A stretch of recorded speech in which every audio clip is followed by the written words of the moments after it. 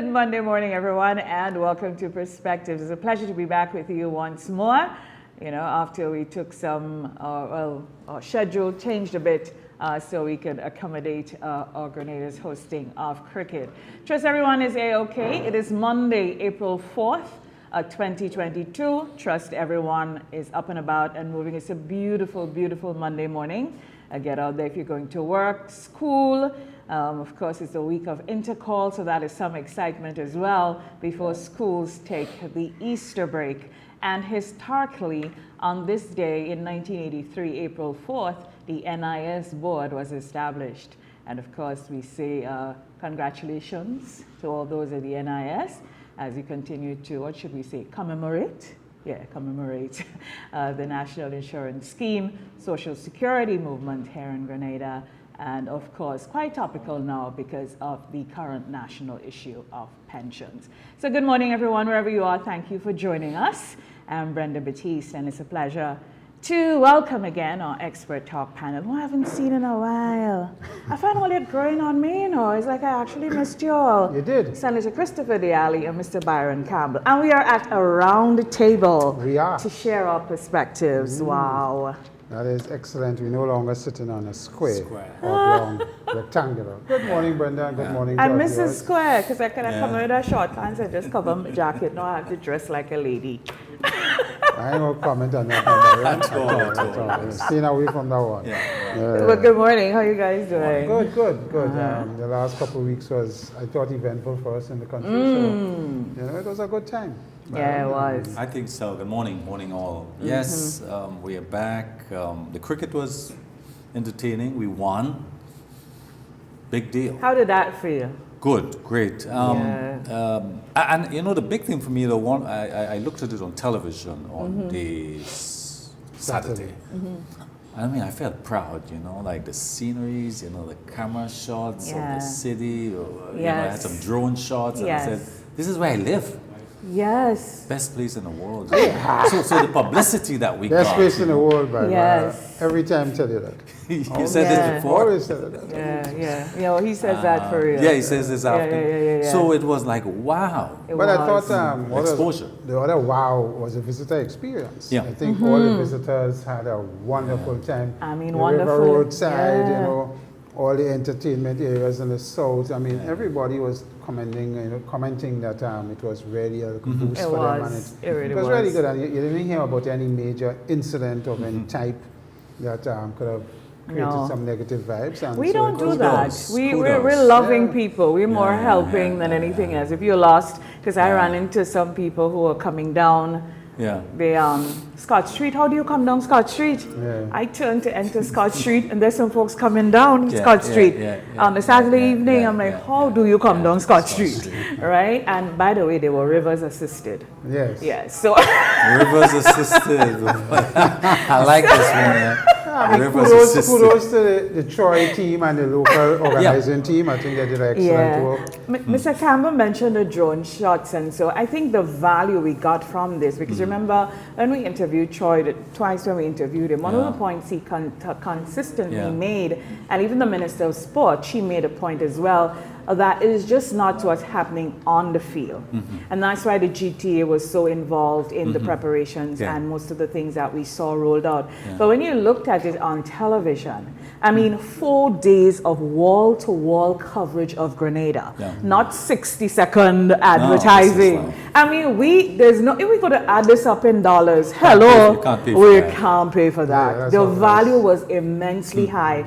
And a friend from Barbados messaged me the Saturday evening, to tell me, she said, your Prime Minister is a Minister of Tourism. I'm like, no, he's a Prime Minister and he's a Minister of National Security. And, you know, I kept, and I'm like, why? She's like, well, he was interviewed halftime at cricket today and the way he sold Grenada. And I said, that's his role. Ultimately. I said, that's his role. So, I mean, it sounded like he used the opportunity to let the world know, you know, of Grenada, that Grenada is back in business. Of course, we post-pandemic and what is happening in the country. So we got so much out of it. There was a time on the weekend, people couldn't get fish. All the hotels had bought up the fish. and for visitors and so on, and people couldn't get fish. Rental cars were like out. All the restaurants in the southern peninsula, especially those on the beach.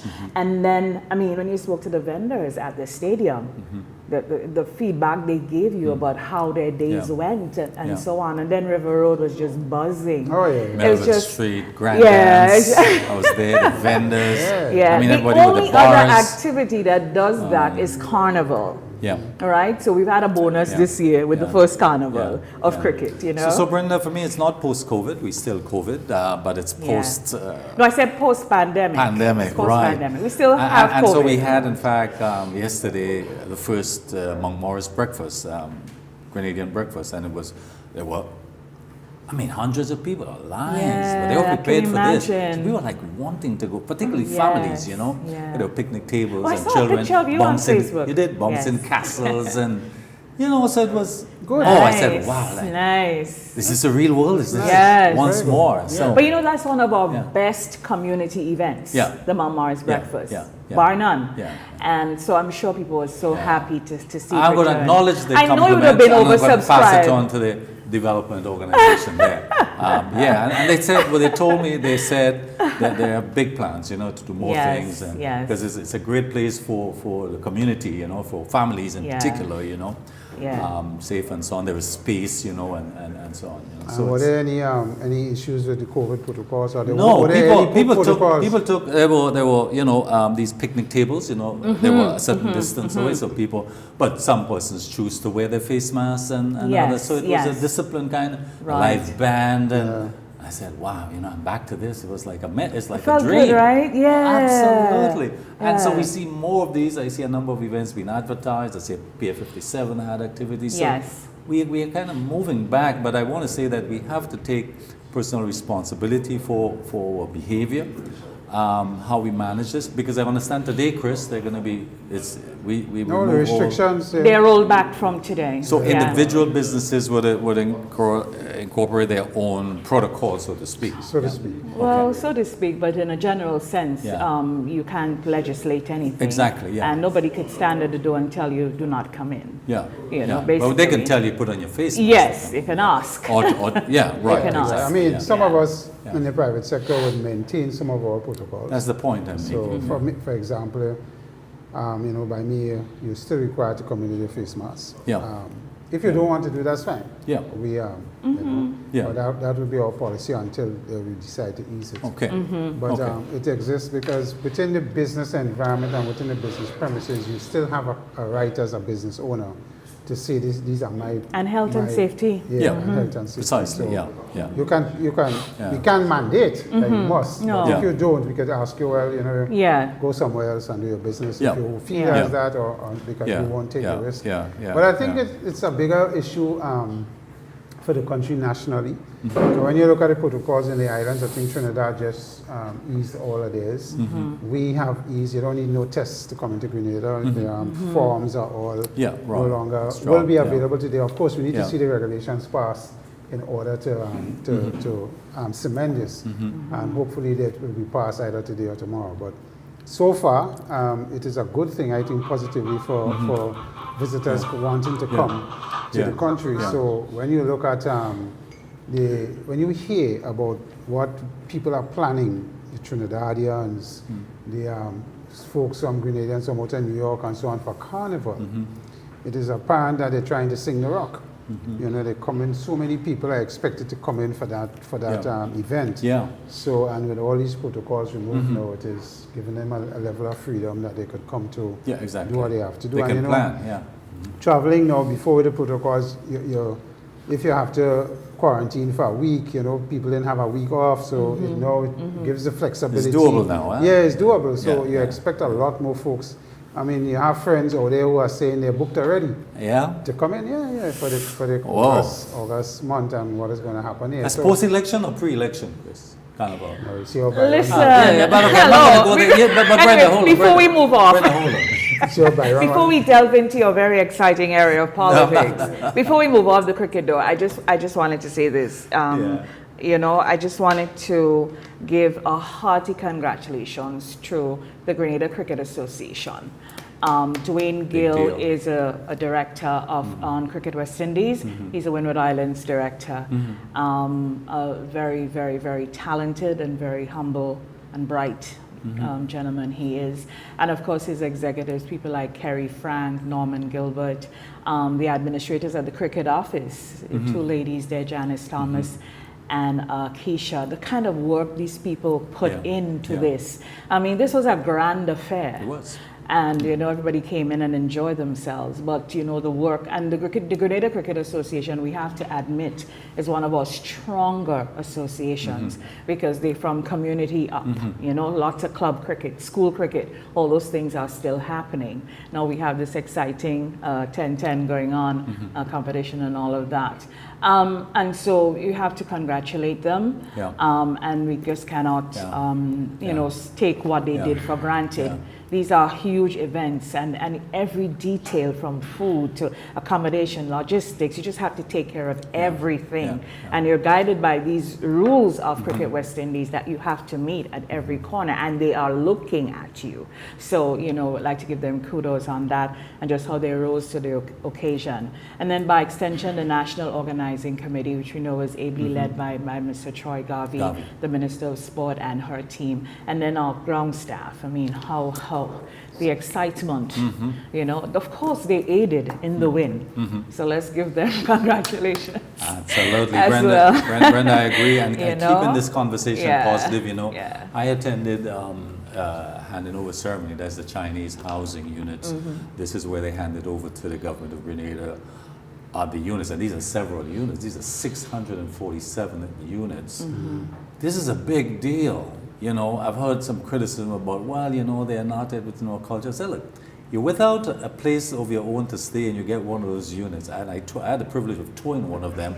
They look comfortable, you know, the design. I think they tweaked it. There was some redesign to them based on the feedback from the River Roads unit, you know. And, you know, the dignity and the joy that is going to be brought to the lives of these people. These are 647 families, not individuals, you know. And this is going to happen in the next days or weeks, you know, in terms of the individual handing over. But I was like, I felt very good about this, you know, that and there is talk about, you know, some additional units, because I understand that the initial request was for 2,000 or something, but there was some adjustment to it. But we're likely to have more based on discussions and so on. But kudos. Housing is always a big issue for every country. And it continues to be. It continues to be. There's always more demand than you could supply. Correct. And that is something that every government is tasked with. Every single government, how you could deal with it. So, I mean, congratulations to the government on this issue. And, you know, long awaited, completed and now handed over. And you know, my only caveat in it is that I hope our people take care of what they get. And I hope they have systems set up in such a way that people responsibly do what they have to do. Because, you know, sometimes when we get these things, we believe everything is free and we could just destroy and don't take care and so on. So let's hope that, you know, there's a level of rules set up so that, you know, people could follow certain things and take care of what have been given to them, because to own a place to stay, as you rightfully say, is a big thing. And to grow up your family, you know, in a certain type of condition is a big thing. There were parking and there were playgrounds and the grounds. So it looks, I think for the most part, Grenadians take pride in their dwellings, you know, to own a home, to, you know, wherever your space is, wherever your dwelling space is. I think for the most part, we take pride in it. But of course, we do have to reinforce certain things. And then when you're in communal sharings like that, you really have to ensure that, you know, there are sensitivities you must adhere to. So you have to, you know, behave in a particular way, and things have to be a particular way for everyone. So that's well, what I would like to see, I mean, there are some adjacent lands, and I'm talking about the bushes you lot, and it'd be useful if those are cleared, because there will be a lot of homeowners who want to do their backyard gardening and that type of thing. So I think it gives them the possibility to do that also, to extend, you know. Great thing. Good. I mean, all positive, and let's hope that, you know, it could stay. One of the really positive things as well is the return of school sports. I mean, there was last week it was brilliant. I looked at the I looked at the parade of SAS, St. Andrew's Anglican Secondary School, and I was like, wow. And it's live, huh? It's Yeah, I broadcast, mean, it's on Facebook, of course. And I was like, wow, the way they were uniformed. Yeah. You know, they have a band now at the Yeah. school, so they had a marching band. Yeah. And it was fantastic. I mean, this is so good for the psyche of the students, of the people in the community, Yeah. because the people in the community were out in their numbers, and then the economics of the community as well. You go, when you go, wherever you have school children, you know, things selling. Yeah, things like that. So, you know, it's just, it was just to look at all of that. Yeah, just to look at all of that last week, I thought, yeah. And of course, then with Intercall coming this Thursday, you know, it's just, yeah. even if it's one day, One we day. don't care. Even if it's half day, we don't care. Bring We it go- on. Yes, bring it on. Bring it on. Yeah, but schools competing at that level is also something that is really looked for. The students, the rivalry, you know, good rivalry, the parents, everybody get involved in Interpol. So I think it's an excellent thing. I mean, and I think the bigger thing for us is the psyche of the students. Yeah. You know, some students remember students that probably in Form 3. Form 3 may not have not seen an Interpol for the last 2-3 years. Some graduated. Yeah. Because remember, before the pandemic, we had the industrial issues. So, you know, and through the life of secondary school, some of my fondest memories of secondary school is school sports and Intercall. Of course. So, you know, it's sad that they missed that. That is coming there for the students, and at least we normalizing back to that and seeing that is happening. MacDonald College had theirs on Friday. Really? At the Fur playing field. The Fur playing field have lights. Lights now. So that went on. 9 o'clock in the night, relays were going on, and people were excited. Oh, that's great. And you know, Sautez was buzzing, and I'm like, wow, this is good. This is good. Bring back life in the activity. Look at the Fur playing field being lighted. I mean, that's a big thing. Yeah. Yeah, I like the stadium because we were supposed to be enjoying 10-10 cricket in the lights in the night. I thought there was some. I suppose soon come. With the work that is planned for the stadium, the cricket stadium in particular, the lights will come along with that. Soon come. But they did a nice work, and I mean, cricket is coming up again in my head. I mean, we hear often, but I like the Stadium Authority, how they made it happen, you know. They adjusted things, and and you couldn't tell from the television that it's a facility that required major renovation soon. You know, so they did a good job, and kudos for them. We must say congratulations to Ms. Fields and her team. This is a big deal. We must do that. So, Senator De Ali, there's this landmark judgment that came down last week regarding the pension. Of course, we'd like to hear your take on that. Thank you, Brenda, for bringing me into that segue. I did express some opinions on it already, but nonetheless. We're here at the table where we give the real real perspectives. I believe it is a good decision for the workers because this has been an issue outstanding for many years. And my position on the appeal, if there is to be one, is of course the written judgment has to be looked at. And I think it's now available. I'm hearing it's now available. And to me, if there's a real error in law, you know, then the government has a right to appeal and take it from that perspective. But from a worker's perspective and from people who have had to endure with this issue for quite a while, it is something that is welcomed by every worker and the estate. People have died over this and all of that over the years. Because about 40 years now, this is going back. And, you know, from that perspective, I think it's something that the government will have to seriously look at and understand the implications going forward. And it's more going forward for me than anything else. And it doesn't matter which government is in power. If this decision holds and it's not challenged, whoever is there will have to deal with this issue. Correct. And how? You know, I have seen the politics jumping up already.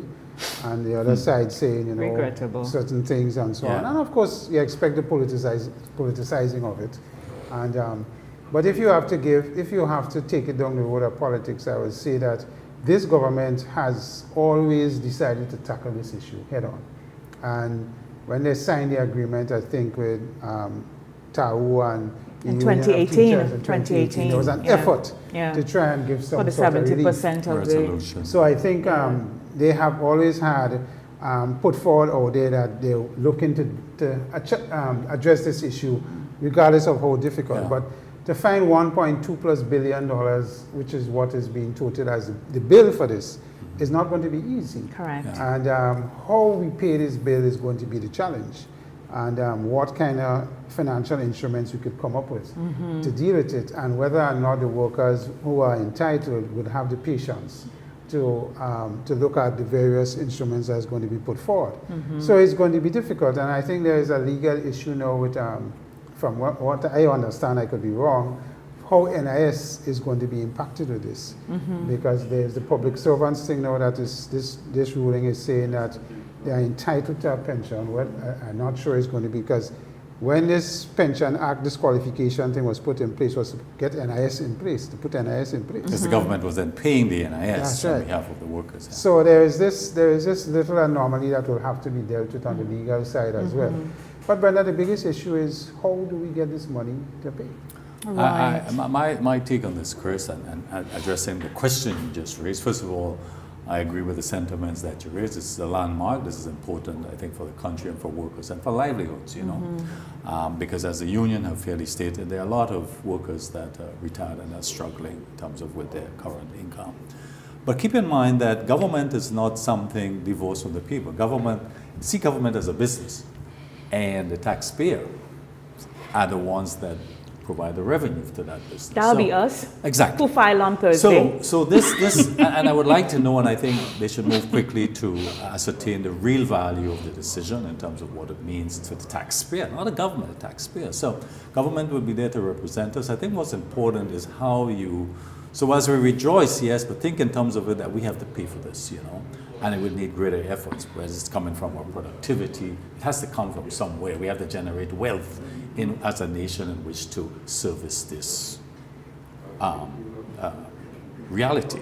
That's what it is. So I think that my take on it is that I think the first thing that needs to be addressed is that the government and the unions need to sit down and on a round table and negotiate. Because first of all, I think the first thing to be addressed are those workers that are at home and are not receiving a pension at all. I think it's the first thing before you talk about, you know, covering the what's owed, the back pay, the back pay. But how you immediately bring relief to those that are needing it. So I think there must be some trenching. Well, in this case, it won't just be relief, it'll be justice. Justice, yeah. Well, for those who needs it immediately, you know, that's the point. So I think the unions need to be realistic. The nation, and how we roll this up, because the money has to come from somewhere. Additional money will be needed. And I heard the argument, well, you raise how much million to pay for Grenada. Well, this is a different issue now, really. That's basic. In other words, that may have been so, but right now, we need to, and it's a major task for the government and any government. Any government, I mean, and I agree with you, Byron. I think there needs to be deep analysis on immediate needs versus medium and long term. Exactly. Yes. And that will help influence how we do it. So, and I said earlier that a combination of cash, a combination of bonds and so on, but regardless of how you take it, it's debt on the country, debt on the books of the country, because it's a liability. And it's not going to go away because government is a continuum. And here, if we just stop looking at the surface of the coffee and we start going into the cup, because we're always on the surface, getting all worked up on the surface. The whirlpool is on top, and sometimes we don't go under. The way I see it is that the judgment, and I started to read a bit of it, I have not consumed all. I think I need to read it about 3 times. And then I have some questions for you to give your friend Judge Glasgow. Because I think, you know, judges do not normally come out publicly and speak on their decisions, but I'm sure Judge Glasgow is probably one of the best persons to explain why how he made his decision. Because he did went public. He did spoke about. No. Okay. I said judges don't do that. Right, They put it in their ruling. Yeah, that's it. He put how he felt in his ruling. Yeah. But I'm saying what the fodder that has come out of it, especially the political part, because this is so huge that we need to just kind of separate the party politic issue for a while. But it really started with politics, because the Pension Disqualification Act of 1983. Because I guess the revolutionary government, their intention was to, you know, and I heard someone say it yesterday, and I never thought of it like that, you know. They said they think their intention was good to bring the NIS and bring all workers into the fray, because the pension, only the pension in the Constitution is for public officers. So it did not cover the rest of workers in the country. And that is what the People's Revolutionary Government sought to do. I think what Judge Glasgow did is that he upheld the Constitution, in my humble view, because we are one of the, and we could get, that's a conversation we could get into later, because I don't think our framers looked far enough when they framed the Constitution to put something like pension in the Constitution, because life was going to change. Work life was going to change. So we don't know that a little poor country like us, who are just paying agricultural workers and public officers in 1958 and 1960 and whenever, we didn't know. So to actually put that, so the Constitution is the supreme law of the land. So no matter how I feel, how you feel, whatever, I think Judge Glasgow upheld the Constitution. Because after the collapse of the PRG, and we didn't go back to look at this act in its entirety and act upon it. Credit has to be successive governments. There were the 2 administrations of the NDC, another how much of the NNP, and nobody tackled this the way this government led by Dr. Mitchell has. So let's just put that right where it is. And one of the things too, Senator De Ali, we talk about this a lot. It goes to show how the policy of one government, after that government demits office, how, if it is not looked at and fixed properly, how it can impact the rest of the country. Here we are, 40 years later, and because we did not fix the little niggling thing in the legislation of the NIS Act. The bill is $1.2 billion. The bill is $1.2 billion. And so that is why the politics is baseless. All who's saying we attempted to, and all who's making it look as if is this current government's fault. It is a Pension Disqualification Act of 1983, which sought to correct things at that time, the way they see it. They had the vision of this is what they want to do. I know a lot of people also feel it was one of the most regressive industrial acts that ever came about, but their intention was this, and you know what happened. A lot of us, we're happy for the NIS. I mean, today we commemorate what it is, but here we are and we have to fix this. There is this other side to the discussion that needs to be taken into account. Now, normally when a person retires, they don't get the full salary upon retirement. The last salary is normally a percentage of it. In the best case, it's 70% of your salary. And that's what obtains now, right? And some people who have private pensions, of course, will get additional. But this particular thing in terms of going forward for public servants, because public servants now pay NIS as the law. Correct. Yeah. If you are now entitled to this pension from government, because my understanding is prior to 1983, the gratuity and pension, government will hold back a percentage of your salary and give, and then at the end of the time when you get to retirement, you get a lump sum through your gratuity and other payments. Now we have to look at this and see how some people may expect 100% of the last pay when they left. And the issue is this tenable going forward down the road? And that's why I make the point about the framing of the Constitution, because when they framed it, I mean, and God bless them that we have a Constitution that could guide this, because this is something that could have, that's why credit have to be given, because this is something that went on for too long and could have gone on forever.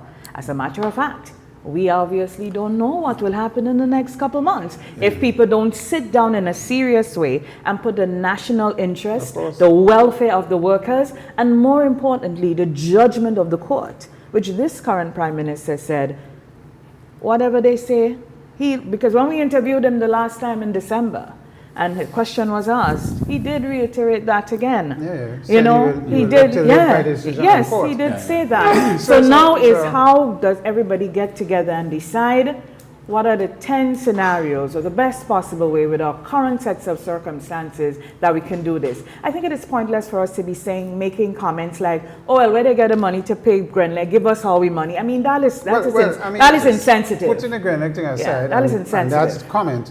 The issue is this is one bill of $1.2+ billion. This is our entire budget in a country. This is one bill of the entire that reflects the entire. By budget. the way, So it's not a one-off payment. This keeps going. It is huge.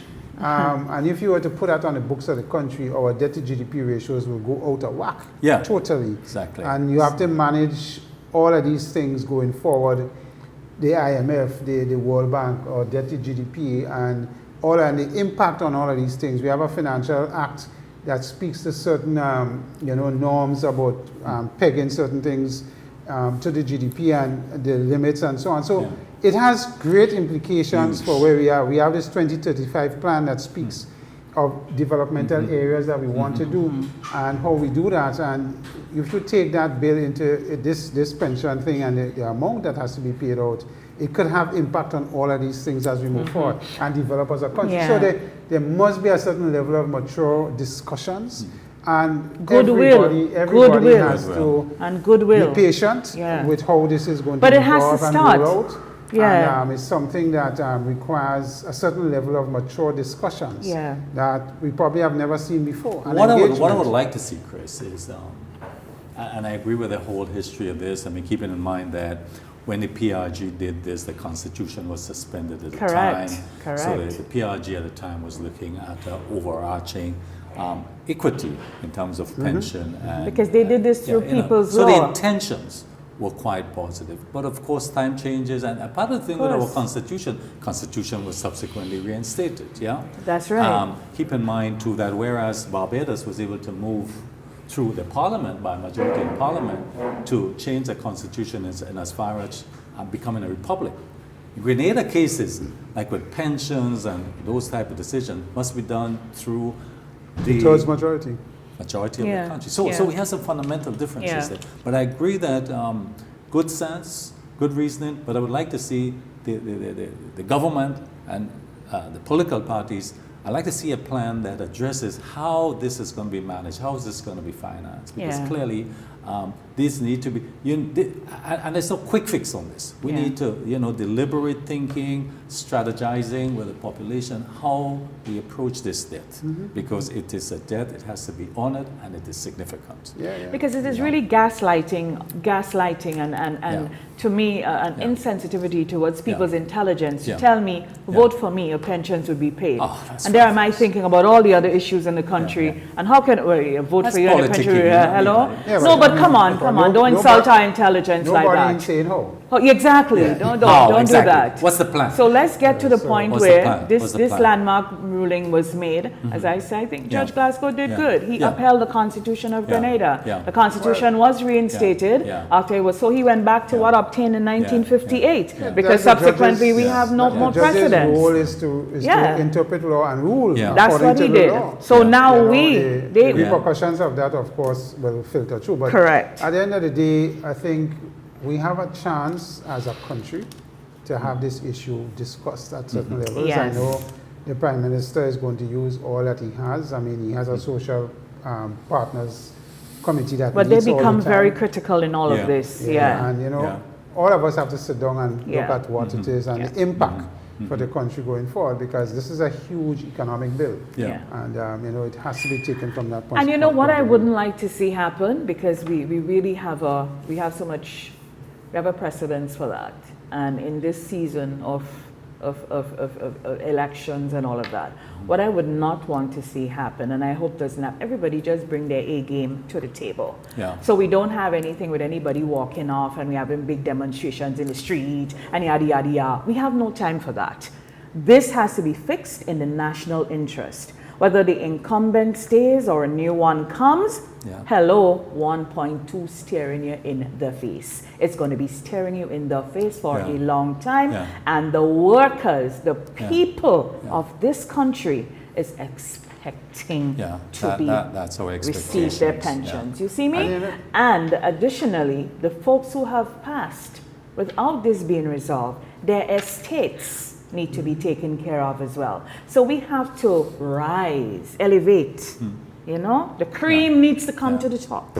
I think good sense. I don't like to use that word because the sentence gets silly. So the cream needs to rise to the top. And and regardless then of how we try to fix Yeah. it, whether it's through bonds, whether it's through cash, it's going to be debt on the country. Debt on the And country. as you say, Byron, very importantly, the taxpayers will be paying this bill.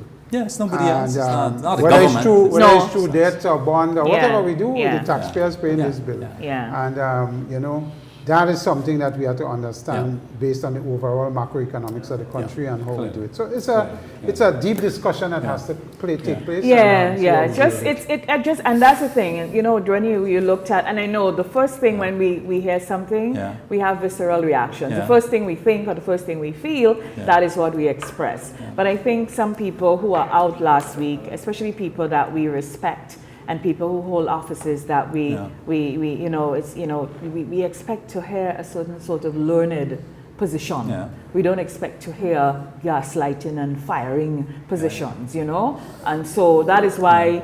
Just will happen. That's why it's always pleasant. No, but if you the nature of the beast. The nature of the beast. If you are a former attorney general, that's the nature of the beast. And it's part of politics, you know. It's like. Yeah, but former attorney general. We come out of the. We have two former attorney generals. No, but you had. I mean, let me tell you, Mr. Bristol is a person I have a lot. Mr. Bristol is a person I have a lot of time for. But I disagreed with Mr. Bristol's thing about the Grenada because Mr. Bristol is very learned, and he also was part of a government who, what they did. I mean, to be fair to Mr. Bristol, he exited early. Yeah. So he wasn't there long enough to impact anything. God knows, maybe he probably is an individual that would have brought this thing up. A former you know? attorney general was part of the legal team that got this decision. So right. we expect to hear more again. So you know, you don't expect to hear from things like Mr. Bristol, like, oh, well, where did they find the money to pay Grenada? What I expect to hear from Mr. Bristol is more things that I want to learn about this, because he is quite learned on this matter. So we need to, you know, just put it aside. You know, if you talk, I'm sure if you talk to somebody like Ruggles or you talk to somebody like Dr. Francis Alexis, you would really get the constitutional view and the unbiased, unemotional feeling. So we need to do that for our people. I think this will come in time. Cut the politics, Brenda, to move. So we're in the politics now? Yeah, well, not exactly. But what is it? One day in the week, I think it was last week, I'm looking at television. I think it was the, how you call it? The, what award was it, Chris? How you call this? The Oscars. Oscars. Yeah. And this guy, a comedian was making a joke, and this guy walked up, what's his name, Will Smith, and slapped the guy. I thought it was a stunt. I thought it was you know, like planned thing. But but seriously, reality TV? For me, it's entirely unacceptable. I think it's disgraceful. I think that if any other person had walked up there and committed this act of violence, they would have been escorted out, arrested, and escorted out. And I wonder why the same standard wouldn't apply to him. For me, you know, disappointment is not adequately describing how I felt and my position on it. But he's not the kind of person that I would want to view any longer or support in any way. As a black person, as a human being, I felt terrible to see this happening on live television. Absolute disgraceful, in my view. Well, I would support the point of view of the disgraceful act and how it was done, and but I also could understand the emotional point of view. I don't know what people are going through, and how certain things could trigger and make you break, have a lapse and break, and react a certain way. So I think. The individual probably needs to be given some level of, you know, I think now the academy, he has withdrawn from the academy. A number of things have happened. He have apologized and so on and so forth. And I think it is a regretful thing from him as well. It seems so. So, you know, I leave room for that happening to individuals because we're all human, but it wasn't in the best taste, obviously. But I think he's an excellent actor. He contributed a lot to his profession and what he has done. And you can't kill a man for one mistake. No, I'm not killing him, Chris. Absolutely not. So you don't want to watch him anymore. But I'm saying that, and on the other side of it too, Chris Rock was just such a super gentleman there in terms of how I don't think Chris Rock want to continue the conversation. How he managed this, you know, was just absolutely. But you don't commit an act of violence if you don't like what I've said. Yeah, well, And I think the agreed. fact that he would have had the stage and he knew beforehand he won an Oscar, I mean, they do that, it's open among themselves in the economy. And he would have had the opportunity to adequately address, if Chris Rock had said something derogatory otherwise about his wife or about the illness and insensitivity, to address it, you know. So he himself had admitted that I it was a agree. no. The way he did it wasn't the best way. So hey, you know, like... I mean, all of us, I mean, I am not one, if somebody was to cross the line with me and my wife, I don't know how I react myself. You really don't know, and that's I'm it. hoping that I could react in a sensible way, but I don't know how I react. And it was, that is just how it is. You really don't know, and it's true that you don't know how people are going to, but I was looking at the time. Yeah. And I had, the reaction I had, I immediately took my television off. Okay. I turned my lights off and I went to sleep. I felt as if someone, the emotion I felt is as if someone had died. Yeah. Because Will Smith is a human being and an actor that I revere. Yeah. And that was like, wow. So I took my TV off, I turned my lights off, I covered my head and I went to sleep. I didn't go on Facebook, I didn't do anything like that. I think I wrote something maybe about mid-morning, the Monday. Yeah. When I would try to, because I felt I was disappointed, I was hurt, I was sad. That's how I felt. And subsequently, you know, everything comes out and all of that. But I'll just say this, sir. You know, you mentioned that you wouldn't look at him again. No, I wouldn't. And all of that. No, it's done. It's finished. I'll just say this. Right? Yeah. I don't want to wax religious or anything like that. But I'll just say this. Yeah. I find that in the world today, we are very, very hesitant to give to others the grace we normally want. Yeah. I believe in life that a lot of us will have our Will Smith moment, no matter at whatever level, right? And it is something that I'm sure he's suffering through. We're all human beings, and it happens. Do we forgive it? As you say, you wouldn't look at him.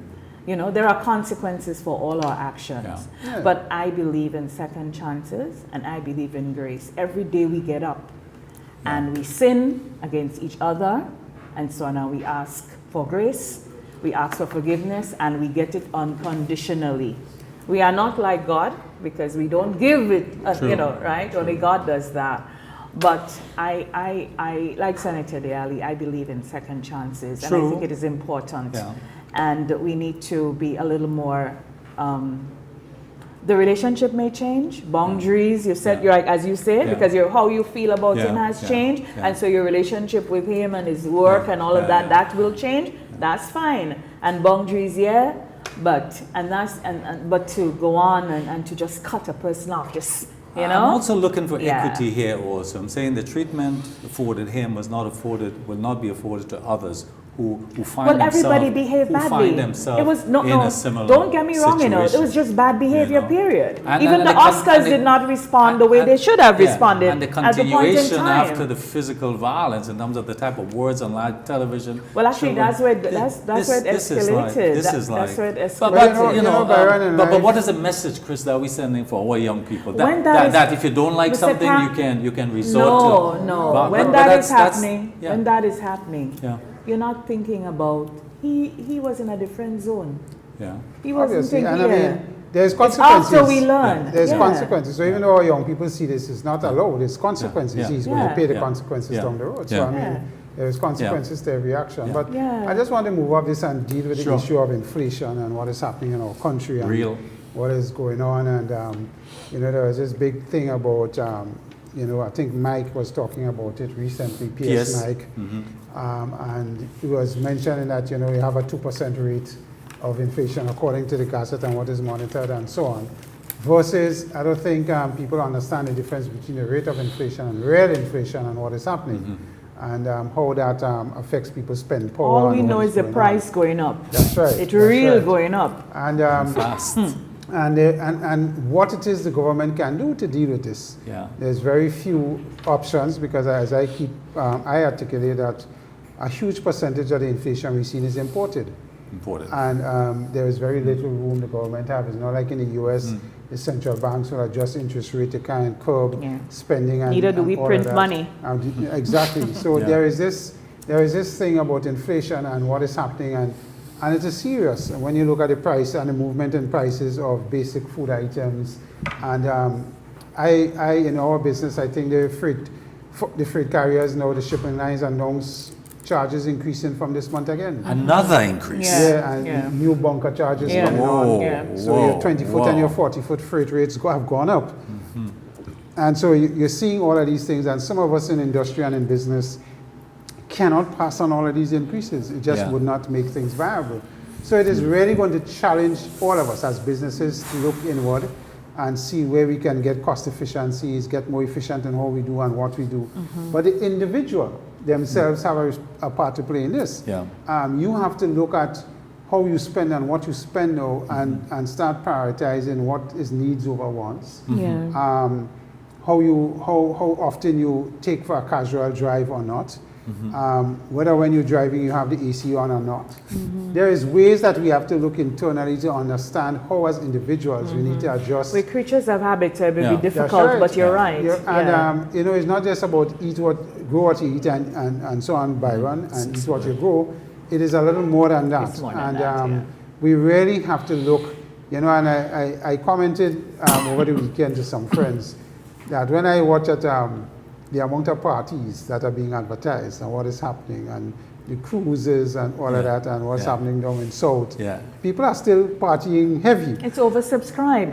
Because get this we are battling. I don't know that. We are battling all of this. But you need to balance that as well. Right. So we're battling all of this coming out of a pandemic where we've been locked down. So you see, it is, you know, the social part of it.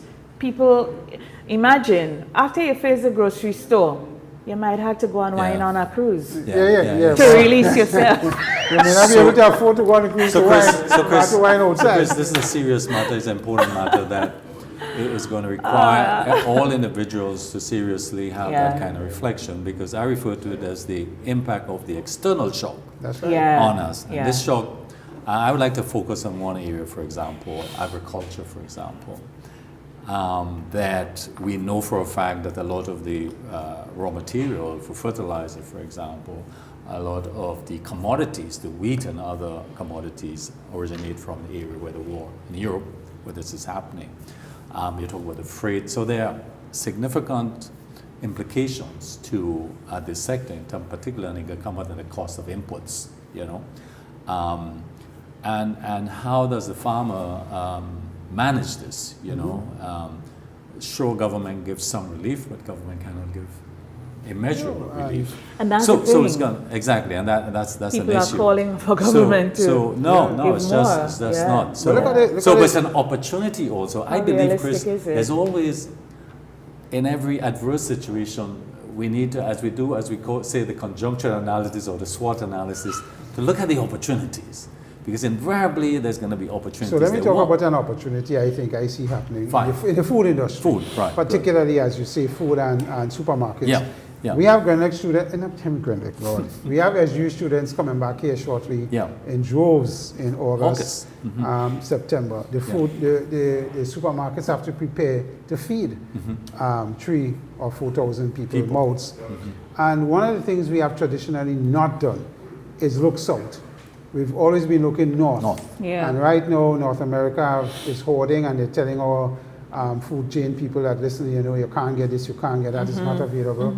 Now is the time, I think, for us as business people to go south, Colombia, the various Brazil, Panama. And so on, and Panama, and understand what it is we can get there, forge alliances and so on, so that we can get that traffic improving, because Central and South America does a lot of food production. A lot of food. And I mean, we don't even have to go that far. Right in Guyana. Guyana produces a lot of food, excellent vegetables, Brian, you know. Because they have the mechanization part of it. And I think we have not you know, capitalized on this enough. We have not used it enough. Now is an opportunity. Now is an opportunity for us to forge these alliances and see how we in these islands could benefit from that. And I think this is probably where government can lead. And it would reduce costs help. because even Yes. the cost of shipping will go down because you're coming from, instead of coming from far north to south, you're coming from one area. You're in the region. Let's really look at and that's the opportunity I want to talk about, I think exists for us. Let's not look outside the box, let's get rid of the box altogether. Yeah, there's no box. But I agree, and I must mention, as you mentioned South America, one thing that's been happening recently, the GCN or nutmeg, we are discovering markets in South America and significance, that we never thought about before. And they are into a lot of food production and food processing. That's right. Food, That's right. But I was making the other point that even, I think it's an opportunity here for us also to focus a bit more on organic fertilization also. But that is also a huge opportunity Yeah, out of Central and South America. There's a lot of organic. The cost of fertilizers have gone up again, hasn't it? By 75%. Organic fertilizer out of these countries is also a big player. So there is opportunity there. And I keep saying, the point. We have this fear of the language, of the Spanish verses and so on. And we need to move past that. And use get our smartphones and teach ourselves. But we have a lot of Spanish speaking Grenadians. Of course. Hundreds. A And lot. I am told that I think the Colombian ambassador is going to be here shortly. And to have examine these things. I think there's a team from agriculture in Colombia now as we speak. And I just keep saying that this is now the time for us to do it. So this. yes, we have issues, but I think there is ways we can look at it. Senator Daly, I have one for you, You'll be shocked. He'll be what? You both will be shocked. I have one for all you, Okay. about the politics. Sure. Y'all know I normally doesn't have nothing about the politics. Anyway, I have one about the politics. For that, So here it is. You remember when you mentioned, it's silly season? I would say, why you call it silly? I mean, come on. It's a time where people, they for or against, they express their views. I mean, some people go too far. It is what it is. But the silliness of it really rang home to me. And I have to say, I concur that it is silly season officially. And I'll tell you why. I am driving from the country and coming down, and it's me and my radio. Well, the music went, so I'm like, going on here? You lose whatever. We had to fix that. So we can't be losing signal. Whatever station you're on, you should be on the station right through.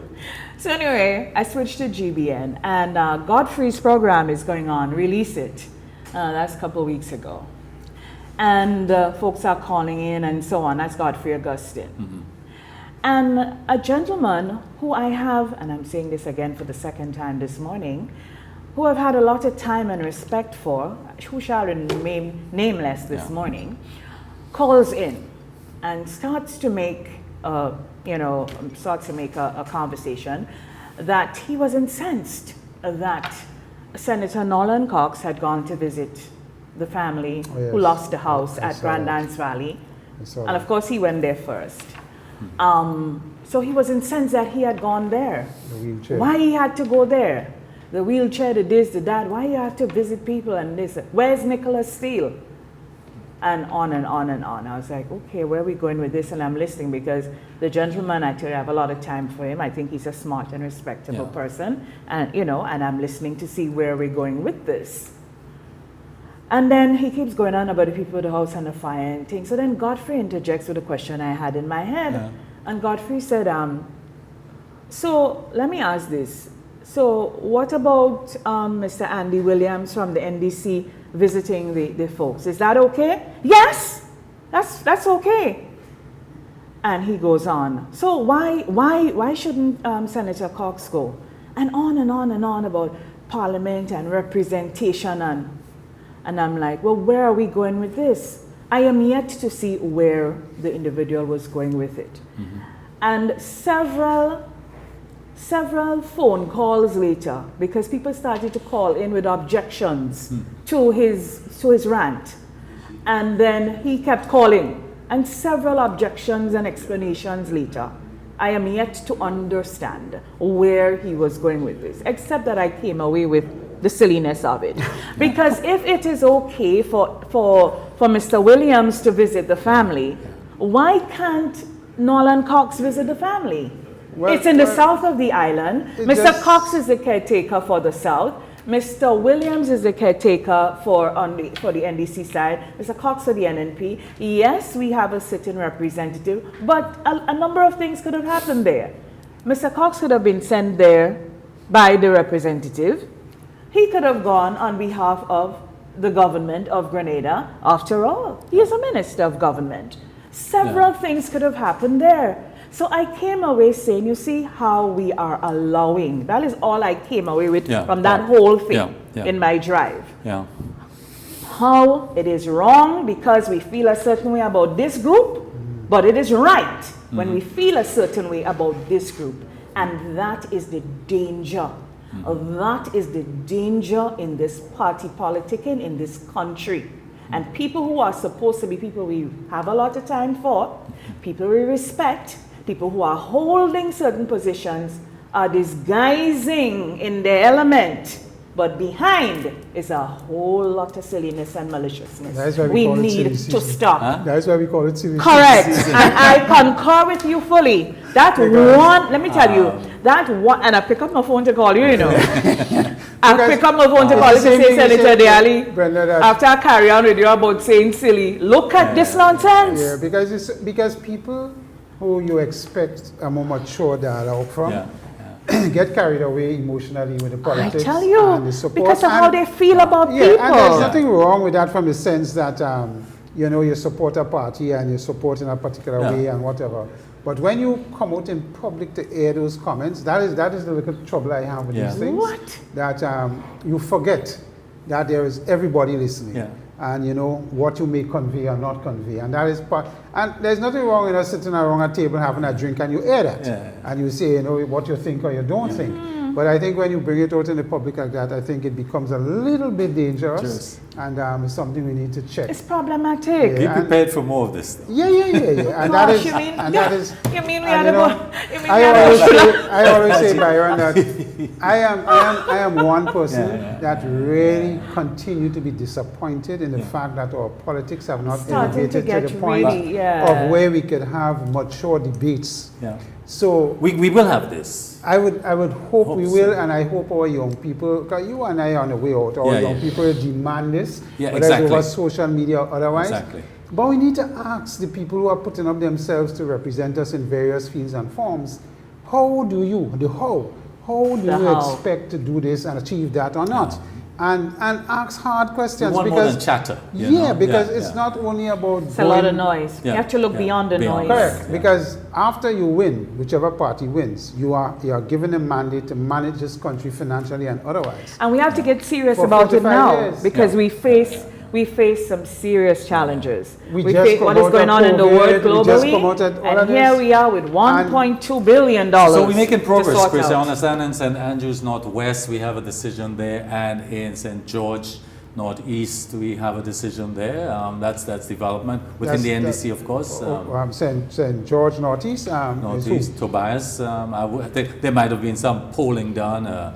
Polls but he hasn't been officially. No, I have not heard officially. Come out by the and in NDC Northwest, as announced. I know my friend Alexander. Philip Alexander. No, I think it's Miss Thomas. Yeah, Miss Thomas. Yeah, did he concede? I don't know. I don't think he has. But that was kind of rancorous. There's a lot of rancor there. Yeah. Well, let me not say that. There was a lot of energy there. That's progress, though. I mean, I keep saying. I mean, that's my view. I mean, I hold my view that you know our Prime Minister has the date in his back pocket or under his toenail, as he said. But the issue here is.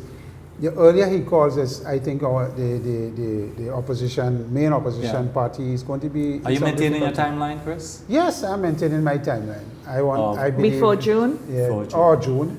Or sometime in June. You guys said by June. When you see the amount of stuff that is going to be happening coming to Carnival, I don't think you want to be distracted too much. And, we start getting distracted. But how about after? And after, but... Traditionally, in my recent memory, Byron could tell me whether I'm right or wrong. I don't think elections normally happen after the August period. There is this, we're coming close to Christmas, and what happens to build up for all of that. Early in the year. Yeah, it's normally in the first half of the year. But I'll tell you what to do. The decision about moving forward with government, it has to happen quickly via the elections because it's already starting to feel in business, especially with international business, that people are holding until after. Yeah. That impacts. And that impacts. So but, I mean, it has to be a case Yeah. where you can't hold for too Yeah. long. Yeah. So we coming up Yeah. on a time where we could kind of sense that it's going to be sooner Yeah. rather than Later. later. Yeah, and all that said, the economy of this country continues to perform relatively well. Yes. The opening up today and beyond is going to help again. But we have challenges. Yes. We have a lot of challenges. We do. And We that do. is the problem. So We do. We have so much more to say, but one of the challenges is it's time to go. that's right. It's time to go. Gentlemen, it's great to be back. Lots to discuss this morning. Well, lots of discussions this morning. And we wish everybody well. A great week ahead. Thank you very much, Brenda. Great week ahead. Nice to see you. And how are you liking the round table? I love it. I like it. Yeah, I feel it. We don't have no sides here. I can't come back in my short pants. Oh, we're closer together. Oh, you see, as a lean to this side of the commode. You could lean more. I ain't leaning on that side. Exactly. You're leaning on this side. Just want to be clear. I lean in on the right side.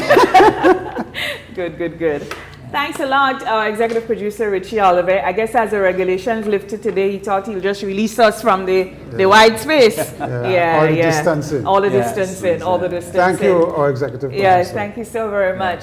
And thank you, of course, to all those who put us on air this morning. Our executive producer, Richie Oliver, Blondell George, our director, Nazim Benjamin for our professional streaming services, and Kirk Oliver for our camera work and audio. We thank you very, very much. All the entities who brought us, we thank you so very much. MTV On Air and Online and all the rest of you, we thank you so very much. Until next time, I am Brenda Batiste. Have a great day. Bye-bye.